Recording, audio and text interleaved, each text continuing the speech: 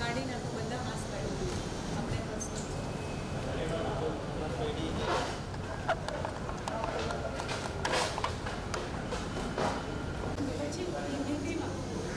थोड़ा इसे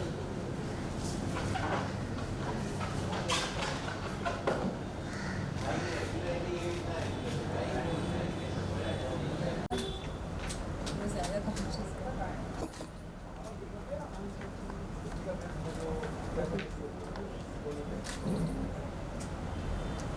thank you guys sorry कौन है पीछे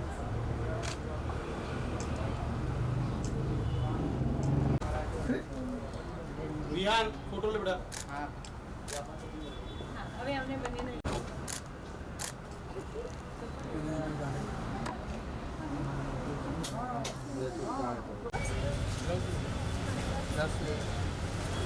प्लास्टिक का है निगम अंदर बैनर में फुगा ये लेना पूरे बदल नहीं किरीट मैंने बोला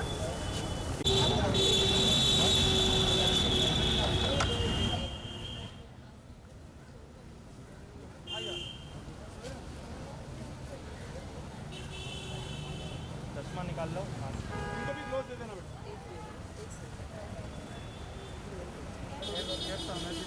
यार दे दे भाई बहुत धूप है भाई अरे काहे के लिए केस लेगा लो ना धूप लगेगा यार पहला फुगो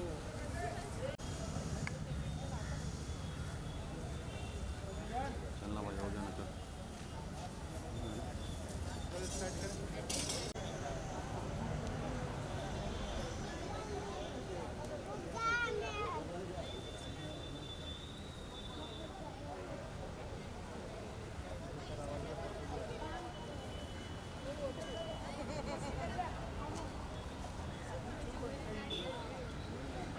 इधर इधर आ इधर ऊपर रखो ऊपर थोड़ा तो ऊपर पीछे आओ ना सही मिलेगा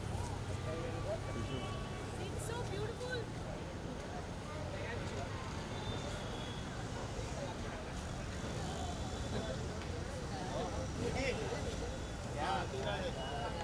फोटो खींच ले बेटा भाई निकल फोटो विहान क्या है विहान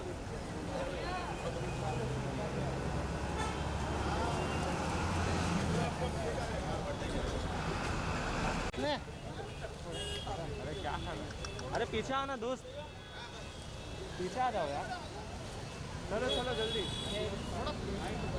इधर खड़ी हो जा बेटा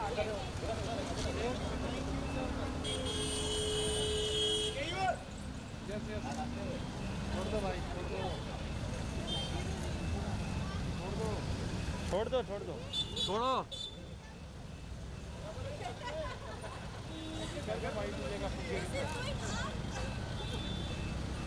मैं पीछे जाऊँ तू बता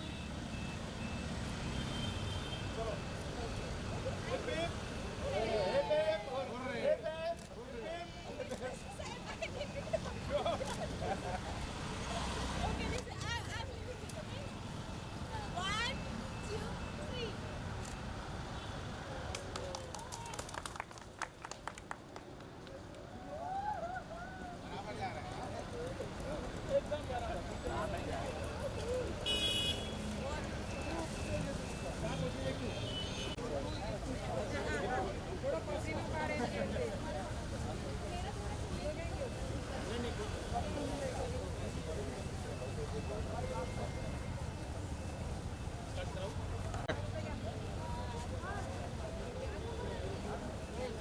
अरे क्या कर कट बोला ना तेरे को मैंने हाँ बोला तू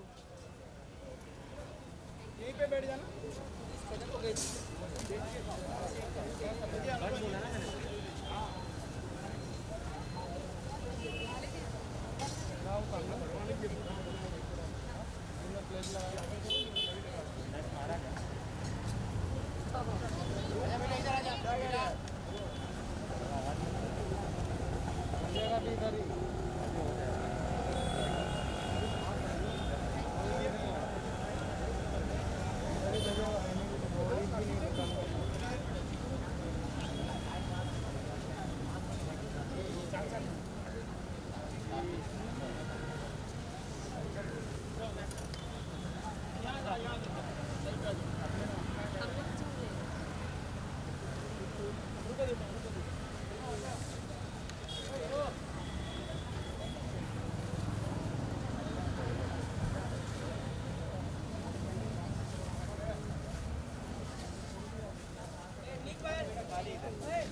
पीछे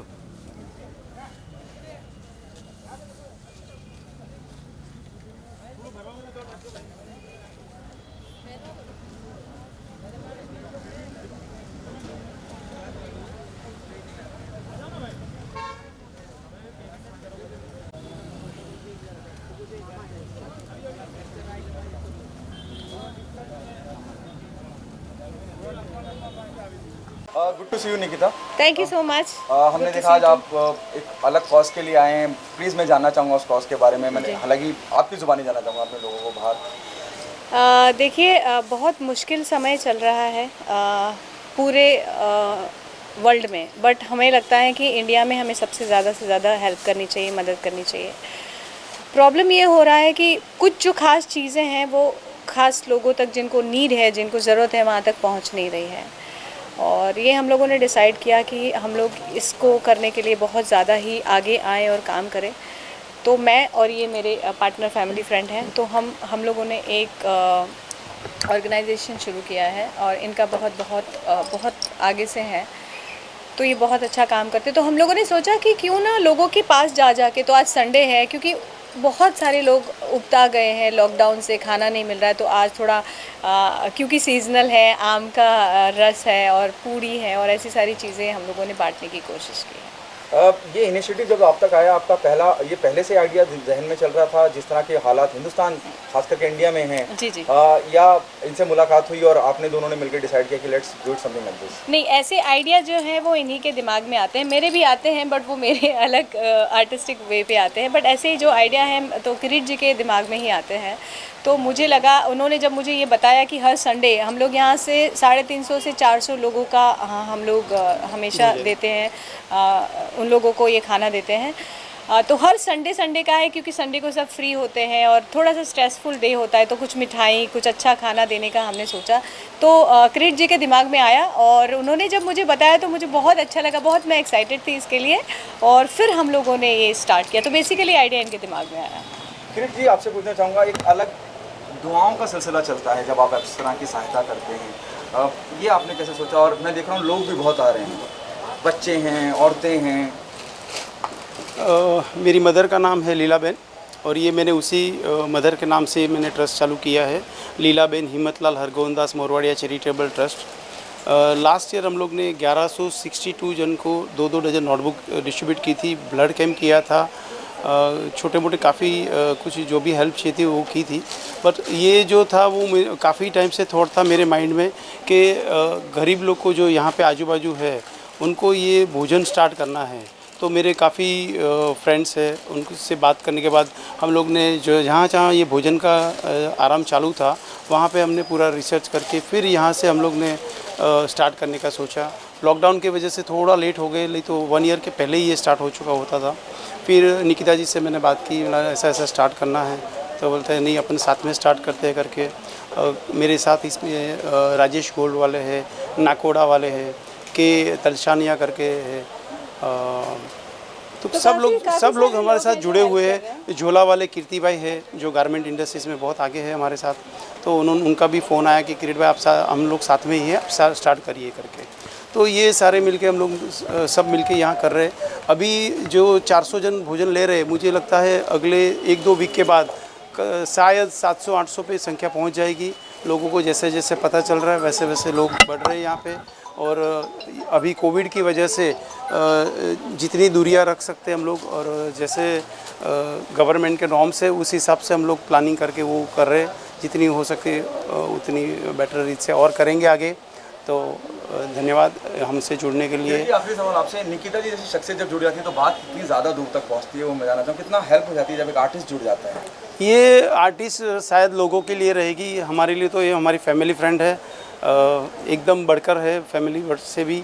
तो ये बहुत ऊंचाई पे है वो अलग बात है, लेकिन हमारे साथ है, बस ये हमारे लिए खुशी की बात है। Nikita, tell us what happening on professional front? A professional front, I have, as you guys knows that I have done lots of movie here in South, and I used to present India internationally in Kathak performance. I've got so many awards also. Now doing few web series, a few amazing international good videos, and my movie is coming with Arshad Walsi and Chanki Pandey, the name called Roti Kapda and Romance. So I think ये अगस्त नवंबर तक मेरे ख्याल से कि release हो जाएगी। थोड़ा सा फिल्म के अपने किरदार के बारे में बताएंगी आप, क्या किरदार? रोटी कपड़ा मकान तो हमने सुना है, रोटी कपड़ा रोमांस, ये एकदम बिल्कुल नया यूनिक लग रहा है। देखिए क्या है ना कि पहले हम सोचते थे कि जीने के लिए रोटी कपड़ा और मकान की बहुत ज़रूरत है। फिर थोड़े टाइम के बाद लोगों को ये रियलाइज़ हुआ कि रोटी कपड़ा तो है ही, कपड़ा भी ख़रीदा जा सकता है, रोटी तो चलो कमा ही लेंगे, मकान भी रेंट का मिल सकता है, लेकिन रोमांस जो है वो रेंट पर नहीं मिलता, वो ओरिजिनल चाहिए होता है। और वो रोमांस जो है वो ही अपनी ज़िंदगी में बहुत सारे कलर्स और खुशी और हैप्पीनेस लाता है। तो आई थिंक रोमांस बहुत इम्पॉर्टेंट है, यही इस पिक्चर की, इस मूवी की टैगलाइन है और उसी लाइन को लेकर हम चले हैं। ये बहुत कॉमिक है और मेरा रोल भी उसमें कॉमेडी है, तो आई am doing comedy in it, so I am feeling good. What is most difficult to do a comedy or do a sensitive serious role? I think comedy बहुत, मतलब लोगों को हंसाना और उस टाइम पे हंसाना जहाँ पर ये सब चल रहा हो, और एक्चुअली हंसना बहुत ही मुश्किल है, तो मेरे हिसाब से हंसाना comedy is very difficult, which I am doing. शादी के बाद हंसना बहुत मुश्किल है। अरशद वारसी, चंकी पांडे, कैसा एक्सपीरियंस है उनके साथ काम करने का? बहुत अमेजिंग एक्सपीरियंस रहा, वो बहुत सीनियर एक्टर्स हैं और उनसे मुझे काफ़ी कुछ सीखने के लिए मिला। और मेरे हिसाब से हम लोगों ने 3 महीना शूट की, बट बहुत अमेजिंग टाइम रहा हमारा, बहुत अच्छा एक्सपीरियंस रहा। अरशद वारसी और Chunky Pandey, who is more focus? Arshad obviously.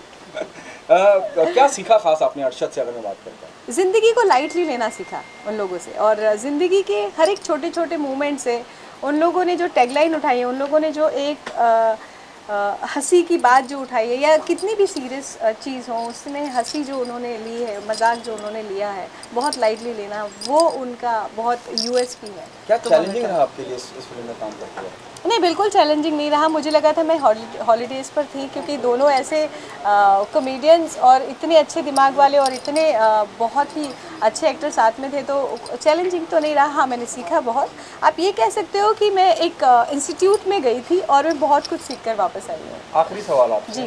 Kangana Twitter पे बहुत सी बयानबाजी करती हैं और जी। ट्विटर भी सस्पेंड हो गया। वो देशभक्ति की बात करती हैं, वो इंडियंस की बात करती हैं, उनके भले की बात करती हैं, लेकिन कभी भी उन्हें ग्राउंड पे नहीं देखा गया है।